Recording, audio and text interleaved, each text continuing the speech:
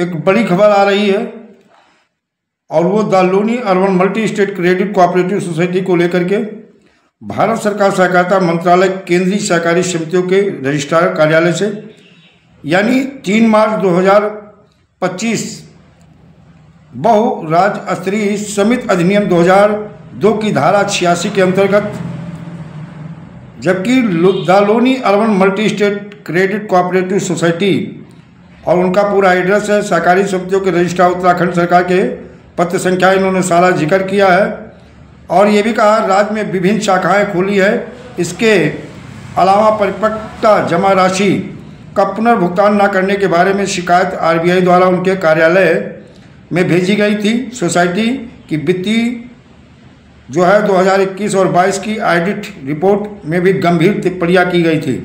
इन सारी चीज़ों को जिक्र करते हुए आज देखा जाए कि उत्तर प्रदेश के सरकार के सहकारी समितियों के रजिस्ट्रार के पत्र संख्या 45 विधि निर्वाचन मल्टी स्टेट लखनऊ से ने दिनांक 30/4/2024 एक निरीक्षण रिपोर्ट प्रस्तुत की थी। इसका भी जिक्र किया है। इन्होंने बताया कि सोसाइटी अपने पंजीकृत पते पर काम नहीं कर रही थी। ये भी उन्होंने पिछले पत्र में जो जिक्र किया था वो भी इन्होंने जिक्र किया है। और समितियों के रजिस्ट्रार MSCS अधिनियम की धारा 108 के तहत सोसाइटी का निरीक्षण करने और उनके कार्यालय का एक रिपोर्ट प्रस्तुत करने का फिर से अनुरोध किया गया था। इन्होंने इस पत्र में आज फिर इन चीज़ों का जिक्र किया है।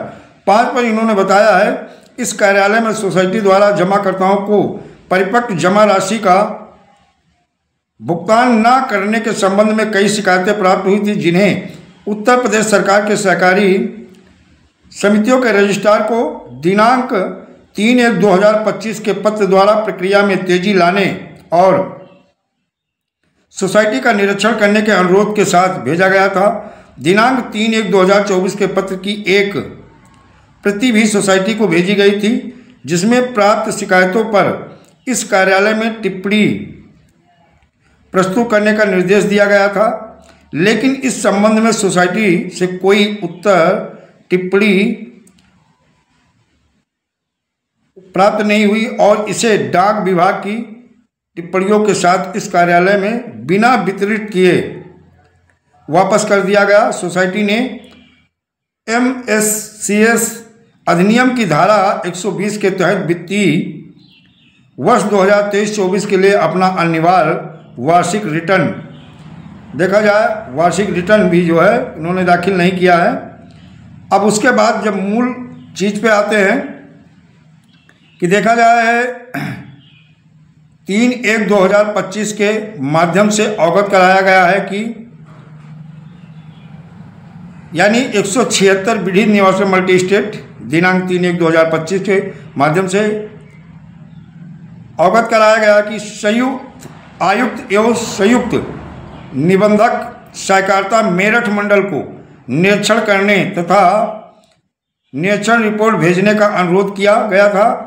सहायक आयुक्त एवं सहायक निबंधक सहकारिता गाजियाबाद द्वारा दिनांक 23/9/2024 को निरीक्षण किया गया, परंतु निरीक्षण के दौरान अपेक्षित दस्तावेज उपलब्ध नहीं कराए गए। सहायक आयुक्त एवं सहायक निबंधक सहकारिता गाजियाबाद द्वारा सदस्यता रजिस्टर तथा ऑडिट आपत्तियों की अनुपालन रिपोर्ट आदि निरीक्षण करने हेतु उपलब्ध कराने के बार बार निर्देश दिए जाने के बावजूद भी सोसाइटी द्वारा इस संबंध में कोई दस्तावेज उपलब्ध नहीं कराए गए। वहीं देखा जाए सोसाइटी को अंतिम अवसर प्रदान करने के लिए 27/1/2025 को एक नोटिस जारी किया गया था, जिसमें आधिकारिक वेबसाइट पर भी अपलोड किया गया, पर नोटिस अपलोड करने की तिथि से 15 दिनों के भीतर सोसाइटी को बंद करने की प्रक्रिया शुरू करने के लिए आपत्ति मांगी गई थी, लेकिन इस संबंध में सोसाइटी से इस कार्यालय में कोई उत्तर आपत्ति प्राप्त नहीं हुई। इसलिए अधिनियम और उसके तहत बनाए गए नियमों के पालन के तहत सोसाइटी को बंद करने की प्रक्रिया शुरू करने का निर्णय लिया गया। 8 पर उन्होंने दिखाया है सहकारी समितियों के आयुक्त एवं रजिस्ट्रार कार्यालय उत्तर प्रदेश सरकार ने पत्र संख्या 199 विधि निर्माण परिसमापन मल्टी स्टेट दिनांक 15/2/2023 के माध्यम से इलाहाबाद उच्च न्यायालय के अतिरिक्त मुख्य अस्थायी अधिवक्ता के पत्र का संदर्भ दिया और बहु राज्यीय सहकारी समितियों में अध्ययन परिसमापन के रूप में संबंधित प्रभाग के उपायुक्त एवं उप रजिस्ट्रार संयुक्त आयुक्त एवं संयुक्त रजिस्ट्रार को नियुक्त करने का अनुरोध किया गया है। 9 पर उन्होंने दिया है अब तथा तथ्यों पर सावधानी पूर्वक विचार करने के बाद मैं रविंद्र कुमार अग्रवाल केंद्रीय सहकारी समितियों के रजिस्ट्रार MSCS अधिनियम 2002 की धारा 86 के तहत प्रदत्त शक्तियों के तहत Loni urban multi state credit and thrift cooperative society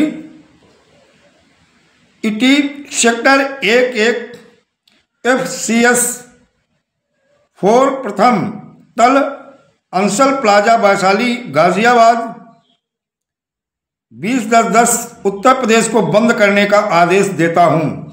यानी सोसाइटी को बंद करने का आदेश आज पारित हो गया है और इसके द्वारा उपायुक्त और उप रजिस्ट्रार संयुक्त आयुक्त और संयुक्त रजिस्ट्रार सहकारिता मेरठ डिवीजन मेरठ को अधिनियम की धारा 89 के प्रावधानों के तहत अगले आदेश तक सोसाइटी के परिसमापन के रूप में नियुक्त किया गया करता हूं। यानी उन्होंने इन्हें नियुक्त कर दिया है, लिक्विडेशन में चली गई, लिक्विडेटर नियुक्त हो गया। इस निर्देश के साथ ही कि अधिनियम और उसके तहत बनाए गए नियमों के प्रावधान के अनुसार आगे की आवश्यक कार्रवाई करें, ये आदेश दे दिया गया है। परिसमापन एवं कार्यालय को तिमाही आधार पर सोसाइटी के परिसमापन में हुई प्रगति रिपोर्ट दर्शानी स्थित रिपोर्ट प्रस्तुत करना पड़ेगा हर तिमाही। और उन्होंने ये भी बताया मेरे हस्ताक्षर से जारी यह पत्र 3 मार्च 2025 को जारी किया गया है। ये रविंद्र अग्रवाल जो सेंट्रल रजिस्ट्रार है उन्होंने ये जारी किया है। और ये जान लिए उपायुक्त एवं उप निबंधक आयुक्त एवं संयुक्त निबंधक सहकारिता मेरठ मंडल मेरठ आयुक्त एवं निबंधक सहकारिता उत्तर प्रदेश 14 विधानसभा मार्ग लखनऊ